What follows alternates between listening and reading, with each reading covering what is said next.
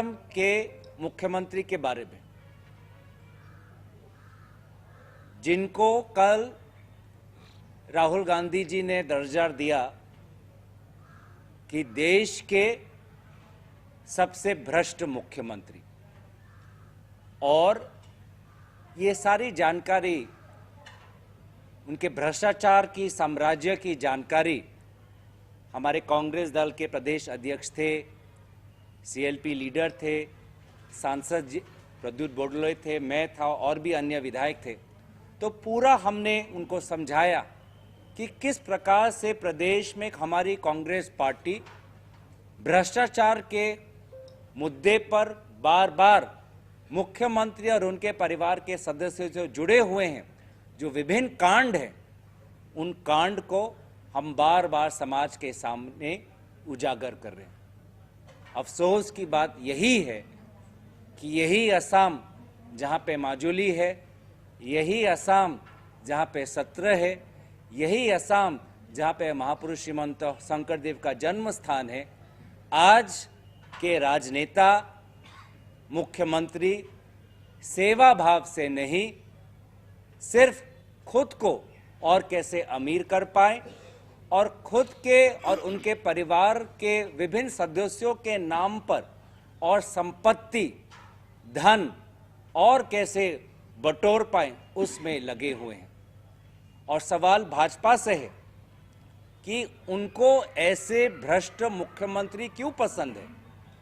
कर्नाटक में मुख्यमंत्री भ्रष्ट, मध्य प्रदेश में जो हम बार बार कहते थे कि वहां पे एक भ्रष्टाचार का साम्राज्य है, मेघालय में भी भाजपा और अमित शाह जी स्वयं कबूल करते हैं कि मेघालय की सरकार भ्रष्ट है, लेकिन उसमें भी भाजपा एक सहयोगी दल के अनुसार काम कर रही है। तो सवाल है कि दिल्ली में वो कौन व्यक्ति है जिसको भ्रष्ट मुख्यमंत्री पसंद है, जो भ्रष्ट मुख्यमंत्रियों को आगे करता है और भ्रष्ट मुख्यमंत्रियों को संरक्षण करता है, वो कौन है। क्योंकि हम तो दिल्ली में देखते हैं इनकम टैक्स बहुत सतर्क, इन्फोर्समेंट डायरेक्टरेट बहुत सतर्क, सीबीआई बहुत सतर्क, लेकिन ये तो भ्रष्ट मुख्यमंत्रियों, भाजपा के भ्रष्ट मुख्यमंत्रियों पे तो कोई कार्रवाई नहीं। बार बार मीडिया में खबर आती है कि कैसे जो किसान का जमीन है उसको एक ही साल में खरीदकर उद्योग के लिए उसका इस्तेमाल होता है। हम जानते हैं कि कैसे मंत्रियों के परिवार के सदस्य आज असम में चाय बागान खरीद रहे हैं। हमको पता है कि दिल्ली में भी कोई मंत्री बैठा है जिसकी नज़र और उसके परिवार की नज़र असम के धन और अवैध खनन पर है। तो इसका क्या, इस पे कोई एफआईआर होगी?